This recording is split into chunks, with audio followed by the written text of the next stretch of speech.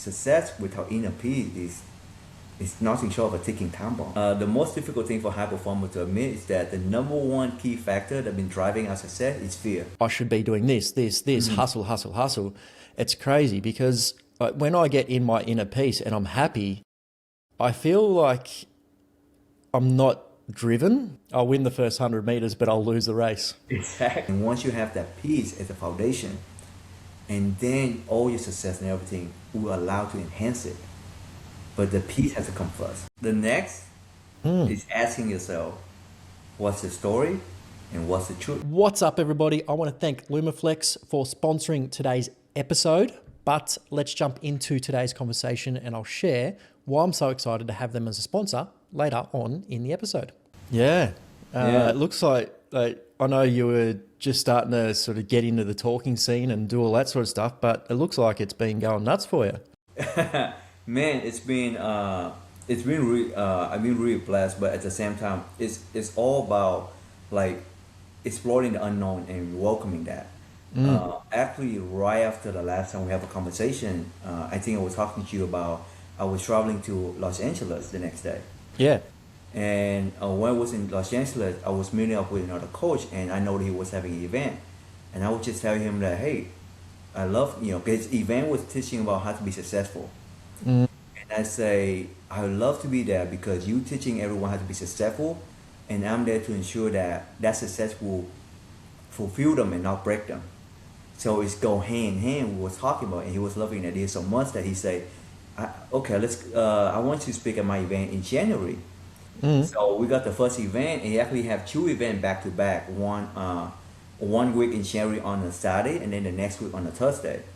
So we only have plans for the Saturday one, but then after the speech, and then how receptive people were to that, he literally come to me and say, I need you for the next one. Epic. And then at that one, and then after that, I was getting connected with another coach that I was speaking in Chicago, and then next up, we're looking at either Portland or New York for the next one. Okay. So it's all about just putting myself out there and just coming from a place of service, because one of the main things I was talking with the host was that I'm there to serve. I'm there to serve the audience. I'm there to serve him. I want to bring as a speaker, or even a coach, you have to come from a place of serving, and just being there to serve in place of service and love, and then just allow it to unfold. And I feel that's when the real magic happens in life. Yeah, definitely. When we chatted last, you asked me what made me happy, and you just stumped me in the podcast, and I didn't have an answer. So I've been going down that journey and really trying to figure out not basically what makes me happy, but just pretty much what you just said. Like trying to come from a place of service, because I love helping people. That's like my passion. I've been doing the personal training thing for 15 years now. That's what I want to do. I want to help people. But trying to figure out where, there's so many opportunities now online, speaking, in person, all that sort of stuff. But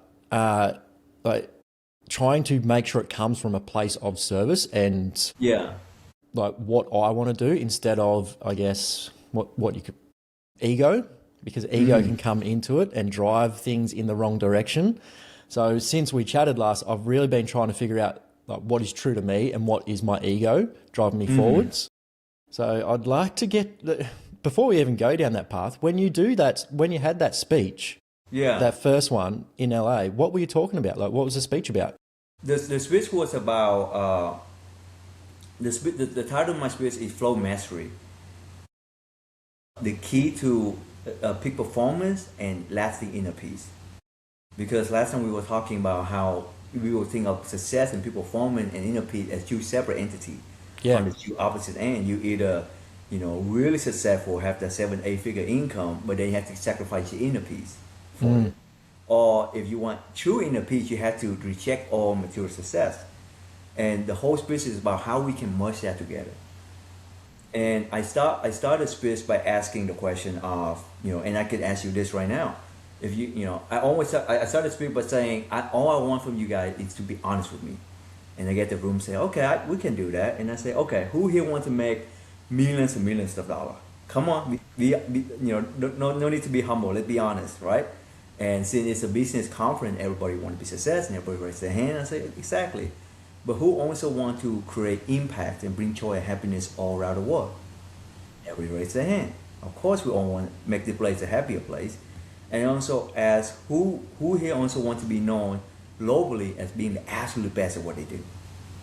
And everyone also raise their hand. And then I say, last question. Who here knows that by having all these things that we just talked about, that you're going to have the more fulfilling and happiest life? Easy yes.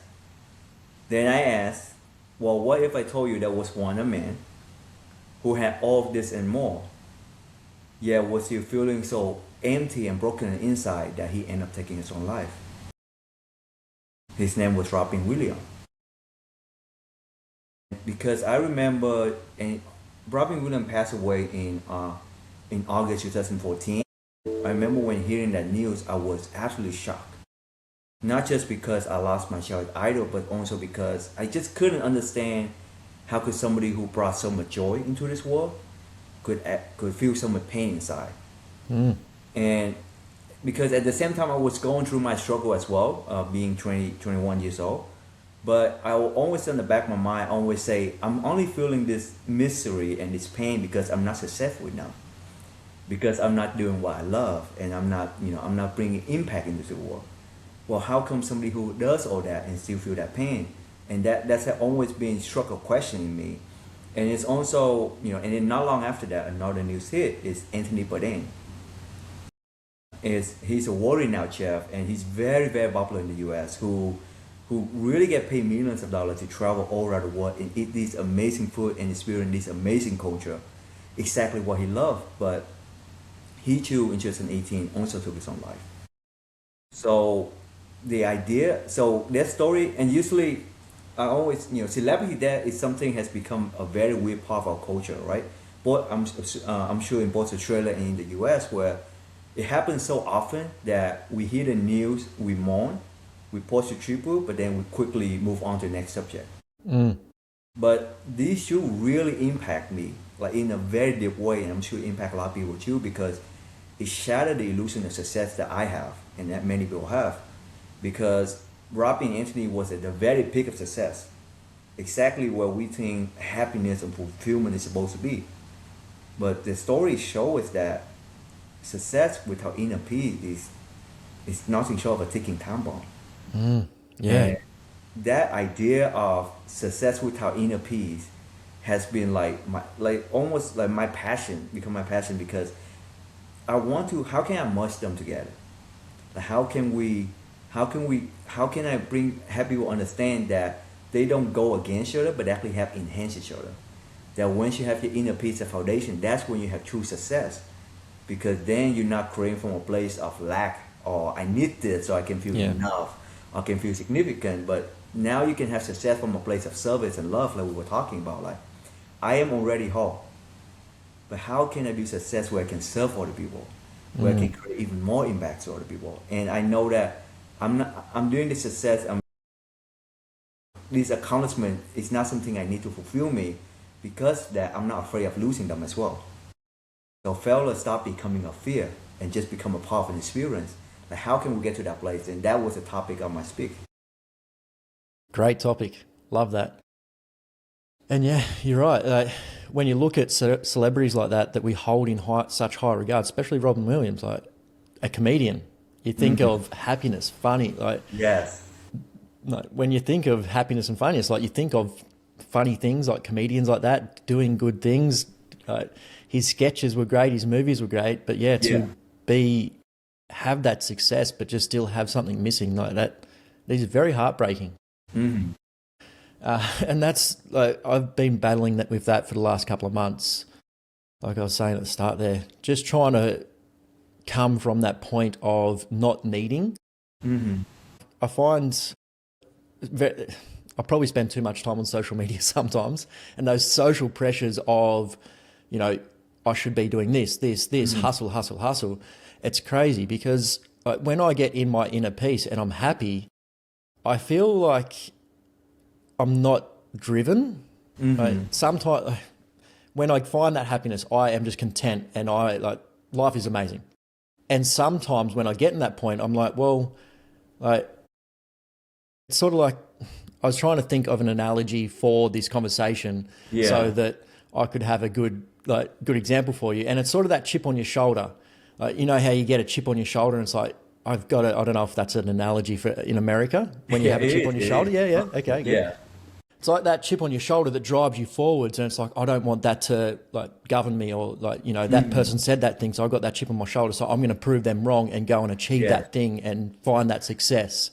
Yeah. So sometimes I have that from obviously past experiences through my childhood, previous work, all that sort of stuff. So it's like, this time I'm going to succeed and I'm going to push and I'm going to drive, and this is what success looks like. And I have that chip on my shoulder, but the more I find my intuition and flow states and inner peace, that chip goes away, and sometimes that drive disappears. So I wanted to sort of touch on that with you. So how can I still find that drive and want to help people without those, I guess, voices in the back of my head driving me forward and saying I can't do it? Yes, and you want to hear the good news? You're not alone. This is it's almost every high performer, and myself included in the past.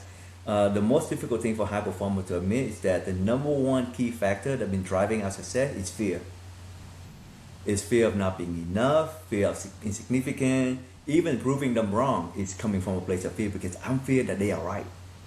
Yeah. Yeah, and here's the thing, fear works. That's the reason why we keep letting it driving us, and because it has taken us this far. But we have to come to a realization that what took us here will not get us there. As a matter of fact, what took us here might even cause to crash and burn. Because fear always comes with a cost. You know, fear always contract and make us nervous. You know, our thinking is not clear. It's coming from a place of anxiety instead of like calm and peace. It's like, I imagine it's like trying to sprint a marathon. Like, you know, a marathon is a long way, but you're just trying to run this 100 meters as fast as you can. And sure, it gets you ahead of people, but it also makes you so exhausting. I'll win the first 100 meters, but I'll lose the race. Exactly. And that's how we've been feeling. But because that has been our only system of operation, that's the only way, it's the only way that we know how to get far ahead of everyone. So we keep doing it because we didn't know any place else. And it's counterintuitive to think of inner peace as something that will help us sustain in the long run. You know, with the analogy of a marathon. If you tell somebody who run that 100 meters fast, right, and who's sprinting it, and you tell them, you know, the key to finish this marathon is to actually slow down, and they're gonna say, no, I have everybody. I gotta keep doing this. This is working. But slowing down and inner peace, that's what keep us, you know, help us winning. Not, I wouldn't like to call it the race, but like the journey of life. That's what keeps us going. That's what preventing the burnout. What's the point of being ahead of everybody, but then you just couldn't go any further? What about enjoying every, you know, the peace, the journey, right? That's always is about the journey, not the destination. So this is where, you know, so what you're feeling is definitely very common. It's the story of many high performers, myself included. So just the fact that you have the awareness of knowing that there's something here that's even though it's working now, you know there's something here that's not sustainable, that there must be another way for it. It is crazy how these little red lights can have such a positive impact on your overall health and wellness. I'm actually disappointed in myself for taking so long to get into red light therapy. But there's just so many shitty products out there, and they're super expensive. Like, you're buying these expensive red lights, you put them on your skin, hopefully they're working, you don't know. And it's been crazy to feel the effects. I've been using the Lumaflex Body Pro for a few weeks now, and it is so amazing to actually feel the effects of the red lights after a few days. I've been struggling with plantar fasciitis for too long, 8 months now, maybe. And I was almost at the point where I was going to go down PRP, cortisone, just to get rid of the pain so I could do the exercises to fix it. Like, when your ankle feels like it's going to get ripped off by a blunt butter knife, you really don't want to do the exercises to fix the ankle, the plantar fasciitis. And after 3 days, 4 rounds each day, on the 4th day, the pain was gone. It was crazy. So now I can actually do my exercises to fix the plantar fasciitis pain-free. And I actually went for a run the other day, still pain-free. Crazy. So I'm excited to have LumaFlex as a sponsor of the podcast. If you want to start improving your overall health and wellness with red light therapy, check LumaFlex out. You can hit the link in the description. Use Trueform at the checkout to get 10% off. And I can't wait for you to start feeling the effects of these crazy little red lights as well. And So how do I merge that? So obviously I've had that chip on my shoulder. I've wanted it's not really like when you're at the start, when you're saying, do you want to make $1 million? And my goal is to make $1 million. But I know that if I've made $1 million through helping people, I've helped a lot of people. So that's my goal. So, and like obviously growing up without money, family didn't have a lot of money growing up. I have that chip on my shoulder. Like I want to prove that I can make this money. So how do I but it comes from a place of me wanting to help people. Like, I don't want to just go and sell something and just make $1 million. I want to help 1 million. Like if I helped 1 million people at $1 each, that would be success for me. Yeah. So how do I take that chip on my shoulder and turn it into inner peace and flow state?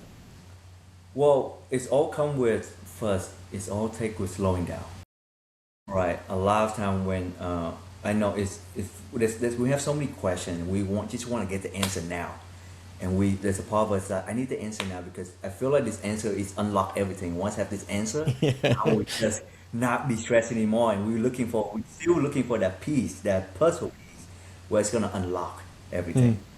Right. Well, the very first step is, and even in my coaching, before we go dive deep into anything, it's about slowing down here first. Are you here present in the here and now? Because the flow and the peace you're looking for, it can only exist in the here and now, and thus can only be accessed in the here and now. Not 5 minutes from now when you figured it out, or a year from now when you have done meditating every day. Right? So I'm not going to get the answer after this podcast? Yeah, you may, but it can only be accessed from the here and now. It will not be anywhere else. So the very first step is to slow down just nervous system. All right, that can be a form of walking nature. It could be a form of slowing things down. Feel slow breathing. All right, and once you hear, once you calm, the number one question that I always ask is this coming from a place of fear or love? So my question to you is, now that we slow down things a little bit, is your chip on your shoulder, your drive to success, has that been coming from a place of fear or love? Love. Tell me more. I started my adult life in construction, and I could have been, I was successful. I could have been making a lot more money, doing a lot more things, property development, all that sort of stuff, but it just didn't agree with me. It stressed me out. I didn't have love for it. I enjoy building and doing things with my hands, but the whole industry is just full of not very nice people, and it really affected me. And then when I transitioned, 27, when I transitioned into health and fitness, it was just love. I love doing it. I love turning up, helping people. I love that environment. You go from an environment of people basically just trying to cut everybody down so they can get to the top in the building industry or property development to a industry where you're helping people go the opposite direction and build them up and help them grow into the person they want to be. That's a great transition. Again, that fills me up. That's a place I love. I love doing that. What about that work that's fulfilling to you? Seeing people live a life that they actually want.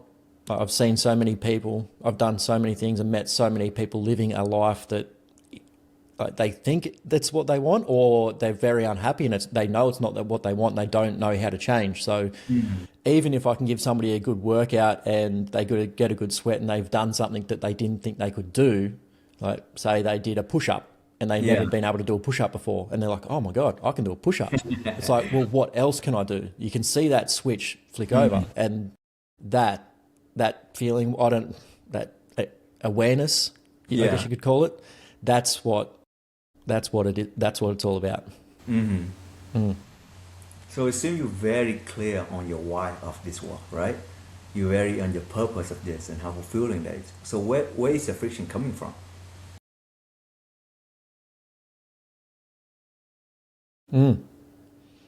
I get it would be, probably be just when I see societal pressures, other PTs that have gone online, done other things, had success, and sometimes I start judging myself like, should I be doing that? Is that my like?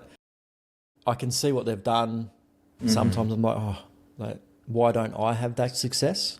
Even with the podcast, like I see other people, and then it's like, well, like I love doing this, whether I get like millions of downloads, whatever. Like I'm going to sit here and chat to you. Like, I was so excited to get you back on the podcast and have a chat. So that's what was firing me up today. So yeah, I guess it's just trying to quieten that noise from the outside pressures of society of where it's just self-imposed. Like no one else is saying to me, I've had no one say, Jack, you need to be here getting this many downloads, this much income, this many clients and all that sort of stuff. It's just me thinking that that's where I should be. So how do you define success?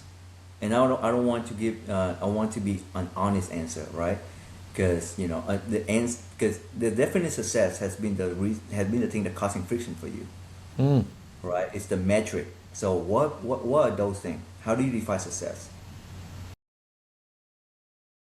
It's something that's not tangible, and I think that's what I struggle with. So, like I said before, like my goal is to make $1 million, and I know if I've made $1 million, I've helped a lot of people.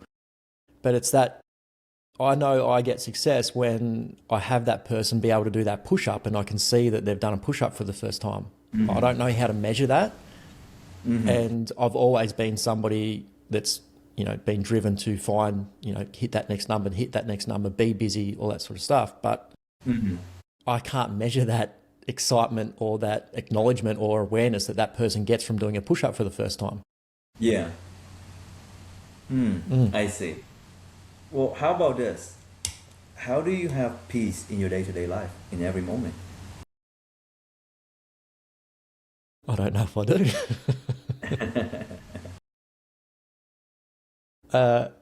I've been trying to do a lot more meditation and inner work, but I find I'll do that, find that inner peace, and then as soon as I step out into the world, whatever that I'm doing, whether it's online work, in person, going down to the shops, I sort of lose that inner peace.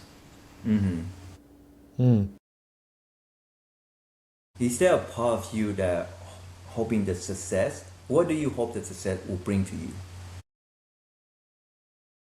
Is there a sense of inner peace you're looking for from that success? I hope, yeah. Inner peace would be being able to do this without any other worries in the world. So, like, I don't know, money issues, like time issues. Like I'd love to just be able to have my own time and then jump on calls like this whenever I want, not be governed by turning up to a certain time to do this certain work, that sort of thing. Yeah. So just having complete control of my life, and no one else has any governance over it. So this is actually really, really common. Is we looking for an external condition for our inner peace?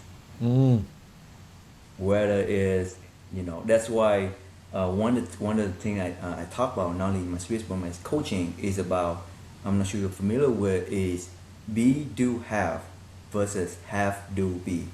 Are you familiar? Yeah. I remember you brought that up in the first podcast. Oh yes. Can you just touch on that again though? So have to be is the way that we function. Most of us function in the world. We wait until we have the things that we want, whether that be no worry about financial, or no worry about time control, have nobody. Then we get to do. Then we allow ourselves to do the thing that we love, getting on this call whenever we need, and only then we will be who we always aspire to be, the person with inner peace. Have, do, be.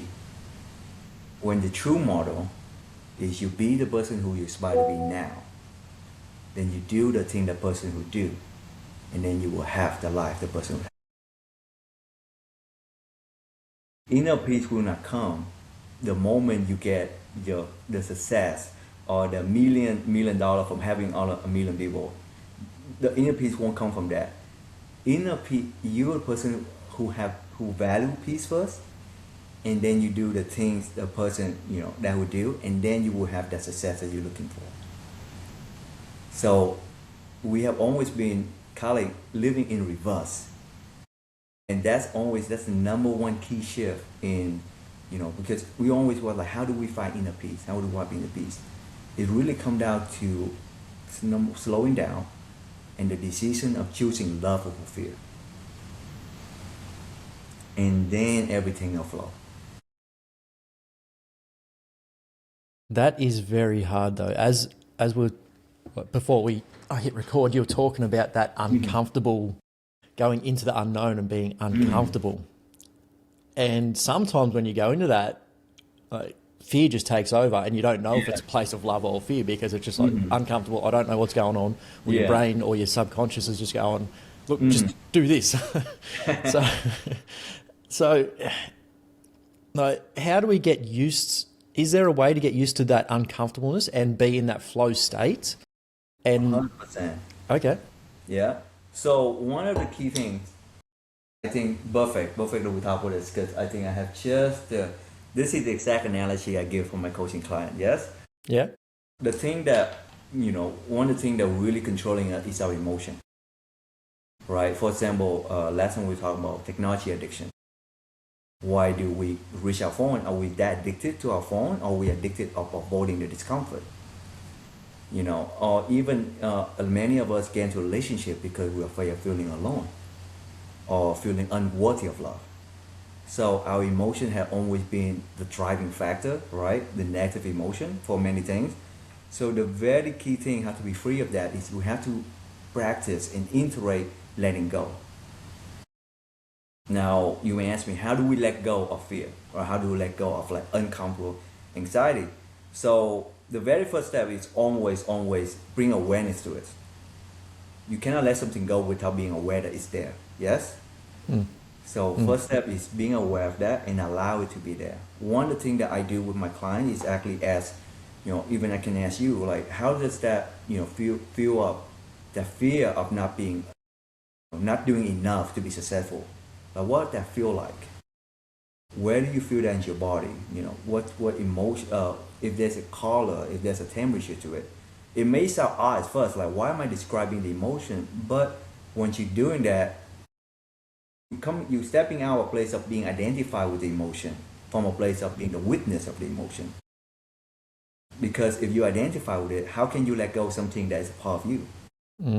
You have to know that it's not a part of you first, right? So similar to this. So let's say we're doing letting go. So let's say this pen right here represents your emotion, right? This is the network. This could be fear. This could be loneliness. It could be boredom, whatever it is that you wanted to let go. Yes. And now you're having this. So if I want to let this pain go, what would you say the very first step I need to do? Open your hand. Well, right before that, before I open my hand, what do I have to do? Think about it. Okay. Very close, very close. The very first thing I have to do is to know that this pain is not part of me. Because if I think my anger, that's why we always say, I'm angry, I'm lonely. By saying that, we identify with the emotion. If I think this pain is a part of who I am, or my sixth finger, how can I let go of my sixth finger? I have to first know that this is not me. Only then we'll be able to let go. That's step one. And then what's the second step? Do you think if I'm focusing on this pain and I just screaming, go, come on, be out right now, you think I'll be able to let go? Okay. So if and not only that, a lot of us, especially those who've been doing this inner work long enough, right? This is what you're gonna see gonna happen. Because we're always going to create space for the emotion to be there. We don't want to deny it, or we always create space for it. But then we will get something like, okay, anytime you want to go away, just go away, right? And then we look away, and then we're like, oh, you still here? Oh, anytime you want to go away, just go away. But then it won't. It's still here, and then we get angry, upset, like, why are you still here? And now you're feeling angry for feeling anger, because the focal point is still this emotion. So the longer you focus on this, you will not be able to let go.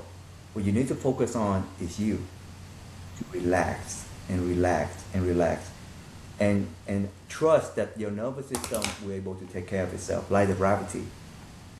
I'm letting it go not by telling the pain to go away, but I'm letting it go by relaxing myself. The gravity gets take hold of it, or our nervous system. So it's the moment you focus on that emotion, aware of it. But then what I always ask my clients to do is, instead of focusing, if your emotion is right here, right in front of your chest, don't focus on making this go away. Focus on relaxing your body. Relax. And then trust, and then allow it to go. No matter how long it takes, just trust that your nervous system will take care of itself.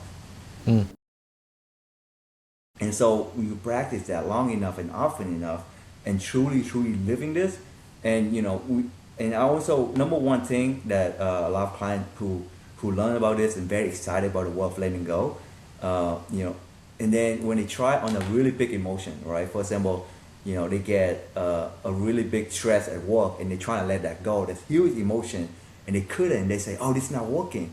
I say, "Of course, because you haven't done the practice enough to build up muscle." Similar to would you go to the gym and try to lift 100-pound dumbbell, and then you're not able to, and say, "You know what? The gym is not working out for me." Right? So it's about practicing this from the very little thing. The small irritation you have about the present moment, or the little boredom that you have, like, feel that, allow it to be there, and then just practice let go by focusing on relax. And by being able to do that, that's true emotional mastery, because to master your emotion is to not to be controlled by it. Yeah. And obviously language comes into that a fair bit, because that analogy of that pen is perfect, because people always say, "Oh, I'm angry," or "that makes me angry," and they put that back into them. So if I'm angry, you're right, you're making that pen a part of you if that pen is the anger. So Yeah. that is a great analogy, and I am excited to see what comes up when I fall into that trap of those society pressures, and understanding what pressure is coming in and why, and trying to let that go. Because I know I associate with a lot of negative thoughts when it comes to, what perceived success is. Yeah. Yeah. Huh. That's great. just even the next time, let's say the next time you feel an urge to check your phone, right? Next time on email, whatever it is, or check social media, because you did mention that social media is the one that bring a lot of social pressure onto you, right?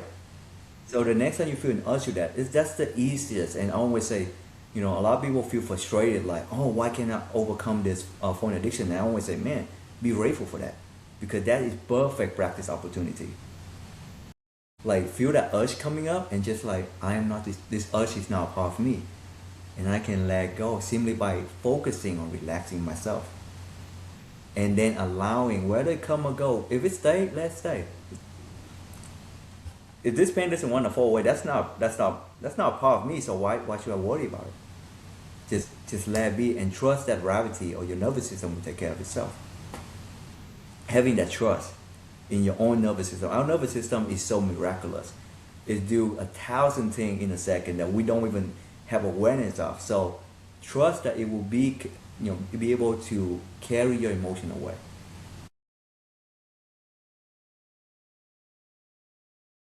So once we let go of all those emotions, and we are mastering that, obviously we're always going to get triggered by something. So just being a master of those emotions and not letting them drag us into spirals of phone addiction or anger, or I guess anxiety of not being successful. We've mastered them all. What's the next step? The next is asking yourself, what's the story, and what's the truth.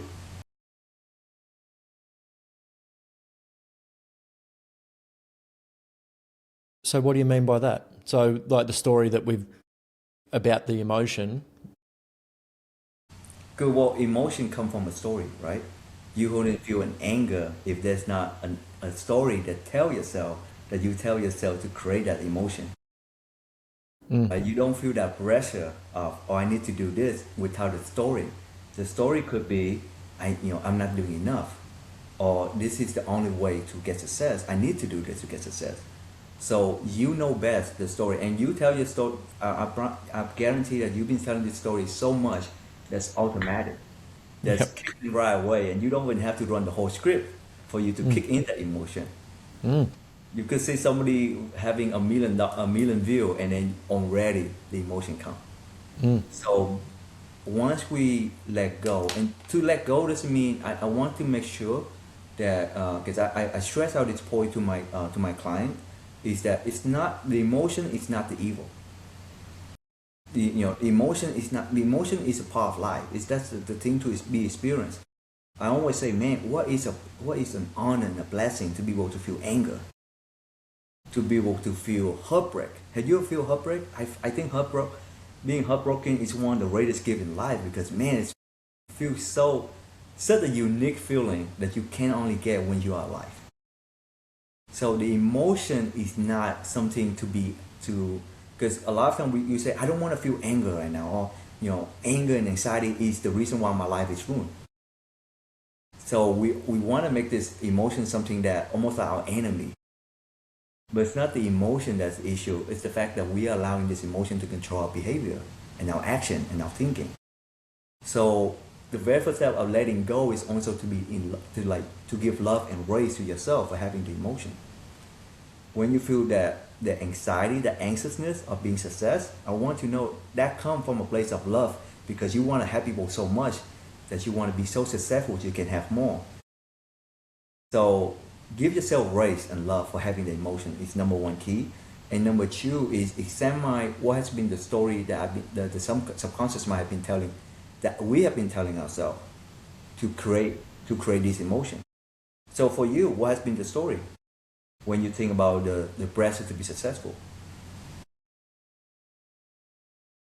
I reckon the story's probably just not to be poor. Okay. Like growing up without money or money stresses. The story would be make that $1 million so I don't have to worry about those things ever again. What is important to you about not being poor?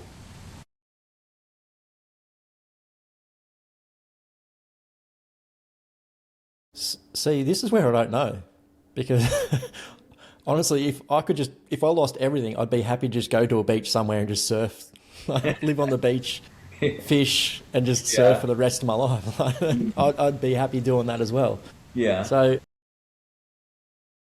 I guess watching my parents go through that stress and having those emotions and anger towards those sort of money issues and taking it out on the world around them, that's what I don't want to experience that ever again. Let's say if you fail to be successful, right? What would you believe about yourself when that happened? What would I what? Sorry? What would you believe? What would be your identity? What would you think would be your identity if you failed to be successful?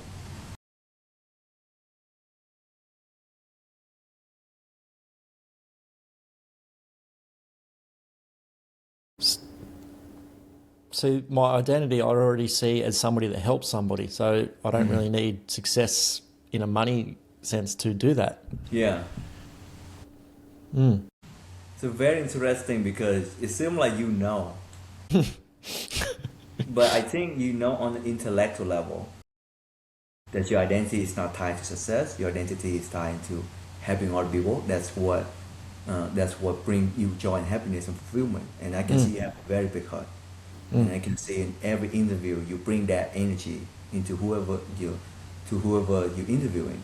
And I can see that, and I can see that you're very interested in talking to people with interesting topic, especially about well-being, because I see all your guests you invited on your show is about well-being, whether it's mental or physical, because you want to have people who listen to. So I know you have a very big heart, but there is a friction, which you agree, in what you know, what you intellectually know is your identity of success versus what you truly feel when you feel this pressure to be successful. Would you say so? I would, yeah, definitely agree with that.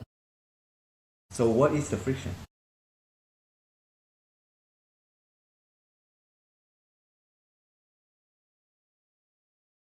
It would just come back to that outside pressures of me just letting them come in Yeah. and giving in to them. So the outside pressure, what are they telling you?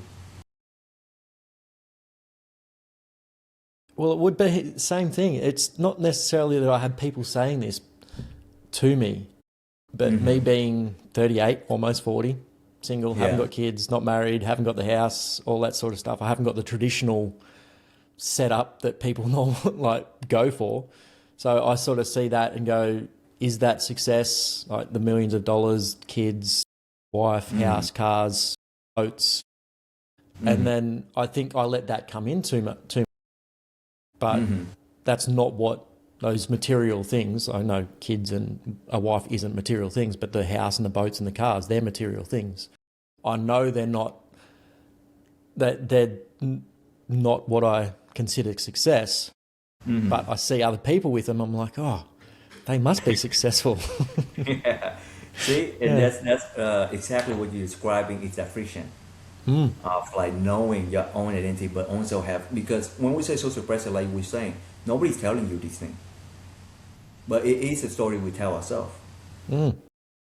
Right? So that's when I say, what is the story and what's the truth? You just name them that perfectly at the same time, even though you keep saying, I don't know what it is, but you did. You know that your truth is that you very happy just serving, right? Just and you know that what bring you joy and happiness, the truth is that love, is that service, having other people, seeing somebody doing the first push-up ever, that's huge. And then seeing, okay, what's next? How can I help them to become the best version of themselves? You know, that's the truth. But at the same time, you have the story of success. The standard success is having a wife, a house, a kid. So seeing that friction between your story and your truth is the very next step after we let go of the emotion. Because when we let go, it's allowed to see it more clearly. We're allowed to see things from a place of clarity. So that's why a lot of time, my number one philosophy in coaching is that we are all naturally creative, resourceful, and whole. In other words, we have all the answer. It's just that we are so blindsided by our emotion, our limiting belief, by our conditioning, that we don't know what we want. So when we're able to clear away from that, the thing, that the fear, the anxiety, taking away from it, and take a step back and examine what been the stories I've been telling myself and what's the truth, and then we can make decision. Which one is conducive to the life I want to live? Is it the story that I've been telling myself, or is it my truth? Is it the version of success that I want to have? And once you be able to be in a place of clarity and make that decision, everything is easy. Because now you know any decision that's not in alignment with that's not the right decision for you. I've had these little red lights, the Lumaflex Body Pro, for a few weeks now, and it goes with me everywhere, and it goes on me everywhere. I love putting this on my belly in the morning just to help my digestion get rolling. Any little niggles I've had from training the day before goes on there, a few rounds, and I'm ready to jump back into the gym. It's absolutely crazy how fast you can feel the effects of this red light therapy device. It comes with these amazing little straps that you can literally strap it to any part of your body, joints, limbs, anywhere. So anywhere you need a little bit extra recovery, it can do that. A couple of rounds of the red lights and you are good to go. And you can get access to Lumaflex Academy, where you can actually start learning about the benefits of red light therapy and how to use it properly so you can actually see the benefits in your body as well. So check out the link, lumaflex.com.au, use the code TRUEFORM and get 10% off your Lumaflex products. I like going through this process because like you've just answered a lot of questions for me But I try and go through this with people like you. I do think coaches need to do this themselves, like do all the work, because if you don't understand why you're trying to coach people, then like what are you coaching them for? But also like to go through this for the listeners so they understand what they need to go through as well. For example, of health and fitness, so many people try to get healthy and fit, but then stop. And again, don't identify or have those thoughts of, oh, I'm not that, let those thoughts creep in and I'm not a healthy, fit person. A lot of the time my clients are like, I just want to be a healthy person. And they start and then fall off, or life gets in the way, all these outside pressures, emotions come in, and then they stop. So I like to go through this so I understand the process so I can help people more. So this has just been unreal. Like, not only is it helping me, I know that I can take some of this away and help other people. And hopefully the people listening as well are getting something out of it. Man, and I always say, the true work though, it comes from iteration. Because me and you can have a conversation about this and we're going to feel really good about it, and hopefully you take something away. But here's the truth. If you don't integrate this, you don't practice this, you make it a part of your day-to-day life and do this anytime you're aware, it's just going to go away. Information without integration is like a spark with no flame. How do we get better at integration then? Because that's a good example for health and fitness or nutrition as well. It's the same thing with, would you get fit by exercising one day a year, or you do it every single day? Right? So integration is just seeing, especially seeing anytime there's an uncomfortable emotion, right? Or seeing that's when the fear, there's an urge to use your phone. Look at that as like, oh, this is a perfect opportunity to practice. And practice letting go. And practice, asking yourself what's the story and what's the truth. And also, the very key thing, slow down would be my number one advice. If nobody can take anything, if you take one thing away from the conversation, is to slow down. And I mean this in every single thing that you do, because funny enough, and I know I did ask this person who's a client of mine permission to share the story, because I think it's just a funny story, but also like really help a lot of people. So he's very successful, and you can tell he has a very great mind, because like even when he was explaining to me like some of the business that he was doing, like the kind of complicated business deal, it was hurting my head. I was like, and I pride myself in being very academic, I'm a good student, so I'm always pride myself in like having good at like making decisions, all these things. But the thing he was explaining to me was very above my pay grade. But at the same time, I can sense that he always very anxious, because every movement that he does, or every time he answers a question, it comes with such intensity and such urgency. It's like he's incomplete. I always feel like he's in constant danger when there's nothing around. Like just the way he's wrapping his pen, or wrapping his water, like everything feels so frantic. On our very first, I don't remember if it was our first or second, but after seeing this and noticing it from him, I kind of asked him, I said, hey, before we go any further, I want you to do something for me, show me something. He said, okay, what is it? And then I say, can you show me just by action, just demonstrate for me, how do you wash dishes? And then he looked at me baffled. He's like, what do you mean? I said, well, just illustrate. Imagine this is the dish in your hand. This is the scrub. How do you wash your dishes? And he say, like everybody, like.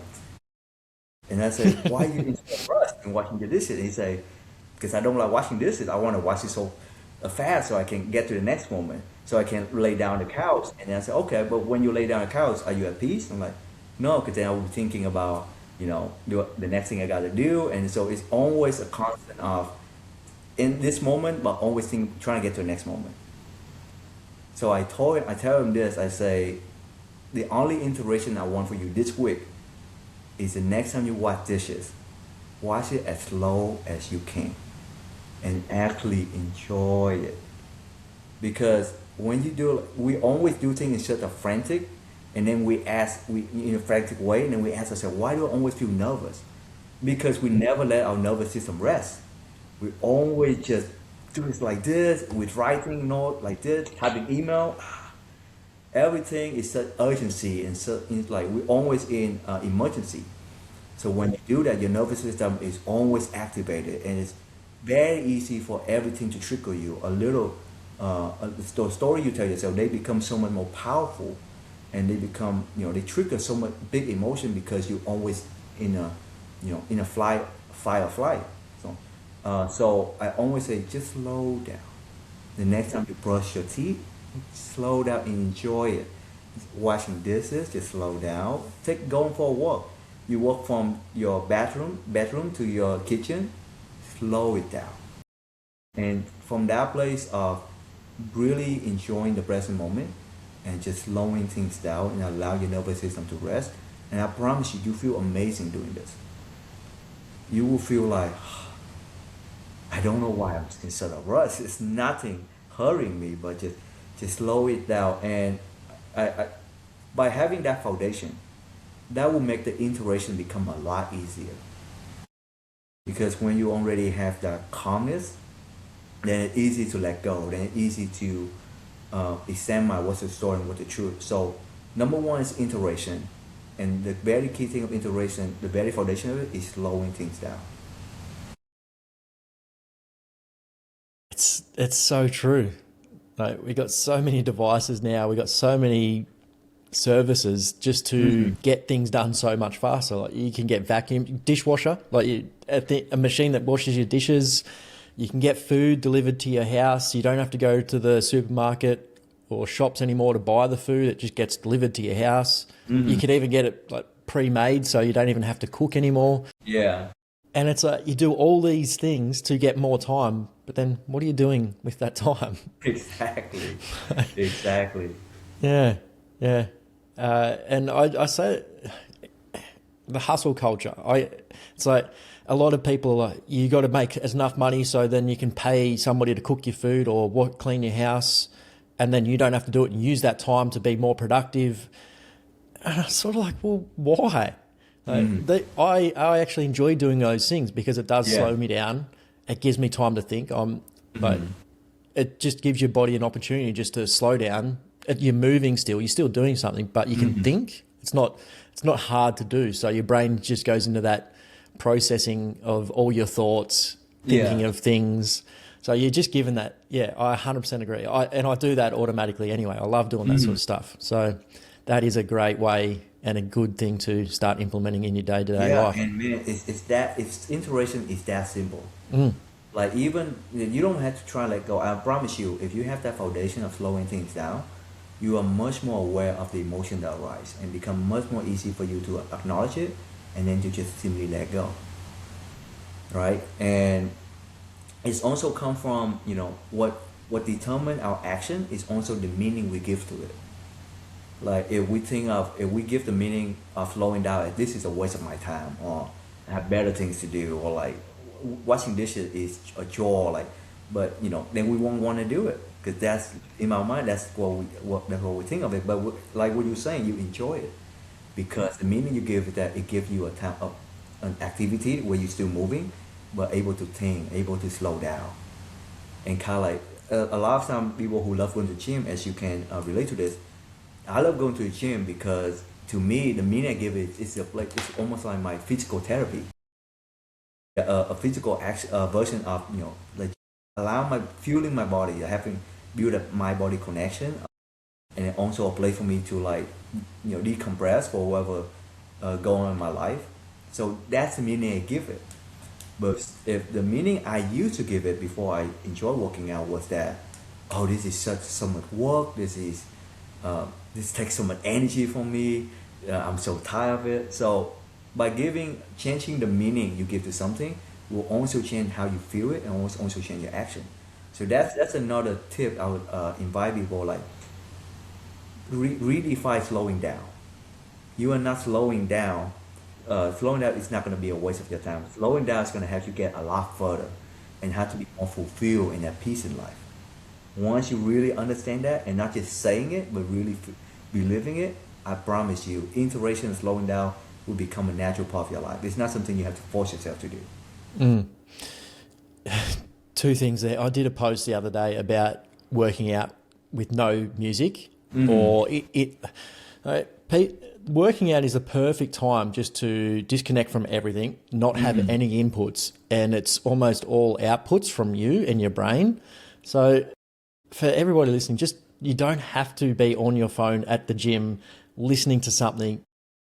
If you need that motivation from music to get the workout done, that's probably something you need to explore as well. Like, don't get me wrong, there's some times where I work out and I just put the music on, but probably every second workout, I'll just do it in silence, just so my brain can just go through the motions of just actually connecting to your brain and body during the workout is a big thing.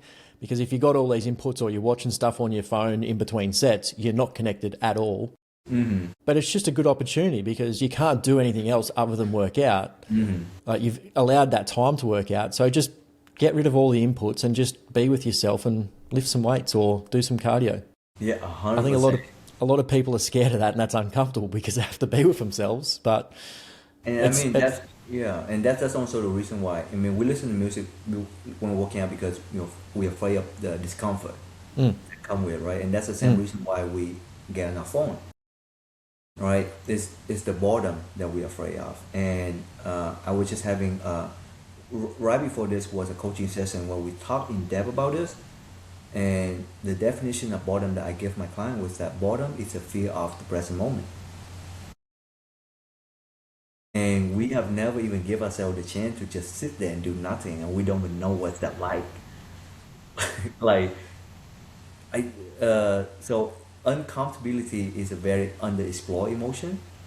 And once you really be comfortable with that, when you allow it to unfold, allow emotion to come and go, right? It's like, emotion is like a wave, and a wave can flow right through you, or if you resist it, it can crash. So it's up to you. And a lot of time we go like this with emotion, we just resist it so much that it become a crash. And the way we deal with that is we run away from it, whether it's listening to music while working out or being on our phone. And you also brought up a great point about only trying to save time with all these service, and then what do we do with our time? Most of us still waste it on our phone. Yep. So what is the point of all this, right? Yeah. Because we are running away from the emotion by learning to let go, like learning to give yourself love and grace for having the emotion and just allowing to flow through you. It's like a wave. I promise you, that's gonna create such a huge shift and impact in your life, more than you can ever imagine. And once you have that peace as a foundation, and then all your success and everything will allow to enhance it. But the peace has to come first. You cannot get peace after the success. And I think that has been the trap that a lot of us, myself included, was falling into. And that's why I brought up the story of Robin Williams, because I myself believe that if I'm as loved as he is, if I have as many impact as he has, if I have as many accomplishment and financial freedom as he did, then I will have the inner peace I'm always looking for. So knowing that the inner peace comes first, and that's the foundation, and that's the inner work. Knowing to focus on that first, and the inner peace comes from here. And then, only then, once we have the inside, when the inside is full of peace and love, the outside will become a manifestation of the inside. That's the hard work, though. That's the hard work. That's where it's uncomfortable. That's what I'm saying. That's the uncomfortable work, going in there and doing that. And I would challenge on, it's not on the word hard, because I don't think it's hard. It's just uncomfortable, like you said, right? It's just something we're not used to. Because I promise you, once you do this work, it will be, when you do it so often enough, long enough, it will become such a natural part of your life where it doesn't feel like work anymore. So it's only because we're uncomfortable with it, and it's unknown. We don't know what that's gonna look like. That's what we fear it. That's why we have that fear, the fear of the unknown. And one of my favorite quotes is that our deepest fear is not that we're inadequate. It's that we are powerful beyond measure. And the reason we fear that so much because we don't know what that looks like. So doing this inner work, like getting used to doing the iteration every day, every moment that you're aware of, that's the work, and then it will not become hard or difficult anymore. One thing I've been working on a lot lately, you touched on it there as well, like being busy. As I said, my first part of my career was in the construction industry, and I was always taught growing up that you need to be working and you need to be working hard and always busy. You can't have rest days, so you like if don't sleep in, like work until you can't work anymore, don't rest. And the construction industry was perfect for that because you could work 7 days a week. Yeah. If you owned your own business, you could literally just work as soon as you woke up to when you went to sleep. Like you could be using your hands, but you could also be, on the computer, getting new jobs, all that sort of thing. So it's been a hard habit to break and quiet down. It's only probably since our last conversation I've realised that I do that, and I kind of linked success again to being busy. Like if I'm busy, I'm successful. Yes.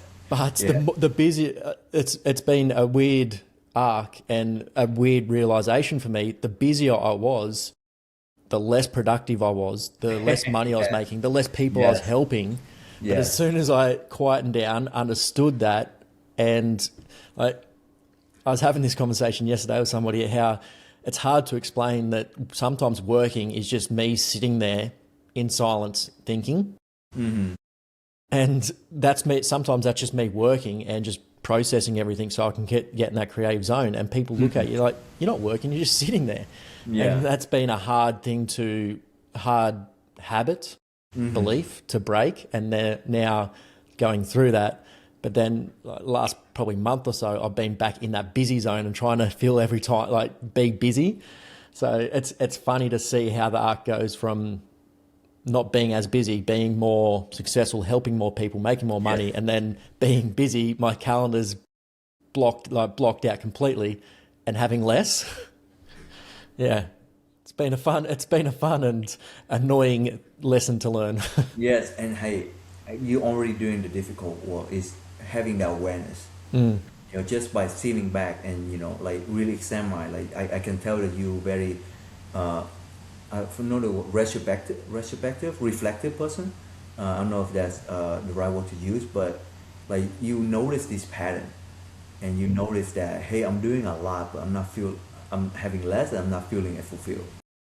And it also comes from the meaning we give it. Like the story we tell ourselves, or the meaning we give being busy is that being busy means I'm getting closer to my goal, or I'm doing in the right direction. But a lot of times you can run in circle and still busy, but going nowhere. So, and then the other side of that is we give doing nothing. The story the meaning of doing nothing is being unproductive, being lazy. It's like you in a marathon, and you say, if I tell you, you think you're in a race, but actually you're in a marathon, right? But then I tell you, hey, the key to finish this is to slow down. You're like, no, I gotta go faster. Slowing down meaning I'm falling behind. So it's about what meaning are we giving to being present in the moment? Are we looking at, are we thinking of being present in the moment as something that will help us get closer to our inner peace? Or are we looking at it as a detriment to our pursuit of success? And a lot of high performers would say that slowing down meaning, if I slow down, man, they're gonna, well, actually, if you slow down, you have more energy, you have more clarity to be able to make you go much, much further. So the key thing I always want to let people know, and that's why I love speaking on stage, along with one-on-one speaking or one-on-one coaching. One-on-one coaching give me this like, similar to what I'm having with you, is that the impact, I can see how much impact I can have on one person. The speaking allow me to bring awareness to this pandemic that we've been having. I call it the broken success pandemic. Well, in our society, we are more successful than ever, more material possessive than ever. We are so many more people than ever feel broken on the inside. And on my speak, I was giving some statistic, like close to, if I remember correctly, 85% people report unhappy, unfulfilled, and most of them are on the top executive in the company. So we live in a world where there's more success, yet there's so many people unhappy. So the reason why I love speaking is to help people bring awareness that your inner peace is gonna help you to be even more successful. And not only that, it will help you to have a success that's not only lasting, but also fulfilling, and also be able to have a set that create more impact, that create a better world. And not just a set where you have to step everybody down for you to get up. So the inner peace is the foundation, and that's gonna help you even be more successful. And that understanding is gonna allow us to, take iteration and slowing down, like be able to practice that more, because now we know that will help us to go a lot further and not slowing us down. I 100% agree. And I didn't even know those stats, but I can see it in people. And I think it's just going to get worse with AI. AI can make it so easy to be successful now. You can just create a business, app, web page, whatever you want to do. It's a very, very good tool to use to help you get money, I guess you could say. But that missing key is just that inner peace. So I appreciate all the work you're doing, and I think it's needed now more than ever to get people through this transition of whatever we're going to go through with technology coming up. So I again, appreciate your time today. It's helped me a lot. So I know a lot of people are going to get a lot out of it as well. And so where can people connect with you, and what speeches you got coming up so people can come see you in person? Yeah, so I can be, you can connect with me on my Instagram as Eddie Truong _ error, EDIETRUONG _ ERA. And then the next speaking engagement I have, we are still working on the schedule between Portland and New York. But as soon as I figure that schedule out, I'd love to share that with you, so we can share that to to everybody who's speaking. Maybe somebody in the US would love to be, let's come to my spirit, and they can just say, hey, I heard about you from Jack podcast. I'm like, my friend, I love that. I love to connect. Yeah, that'd be epic. Well, Eddie, thanks again. Any final thoughts for the listeners? No, I really appreciate you for what you're doing, and I know that's some fiction that you're feeling right now with your own personal journey. But I'm telling you, man, what a gift! What a gift to be able to have this inner turmoil, right? Because if we didn't have this, if we don't have the awareness of the friction, we're not gonna be able to have resolve it. So what you're doing right now is the very first step, and the most difficult one. You need to be honest with yourself, and to knowing that there's an answer, or not an answer, but there's a different way of living, or there's a different way of pursuing success that you're looking for.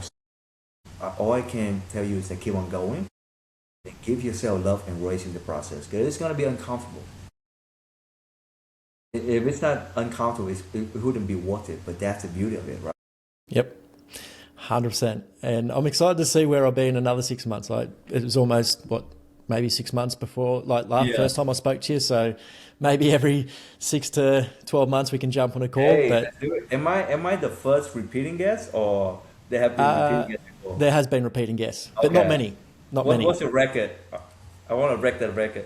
2 times, 3 times? If you come on for the third time, you'd be the first to do that for sure. There you go. That's a goal. I'll try and get to you later on in the year, and we can do it in person. I think that would be even more impressive. Anytime, Jack. Anytime. I'd be happy to. What is up? Thanks for being here at the end of the episode. Obviously, you've enjoyed it and it's helped you find your true form. And I bet you know somebody that's going to help find their true form as well. So I'd appreciate it if you could copy this show link, send it to one friend or family member and say, hey, have a listen to this. It's going to help you find your true form. They'll probably have no idea what you're talking about, but it will help them. And I'd appreciate if you could do that. Also, all podcast platforms these days have some sort of algorithm. So the more you interact with this episode, the better it's going to perform and help reach more people and help them find their true form as well. So 5-star review, positive comment, like, share, comment, however you can interact with the episode. I'd appreciate that, and everybody listening that hasn't heard of the True Form podcast is going to appreciate it as well.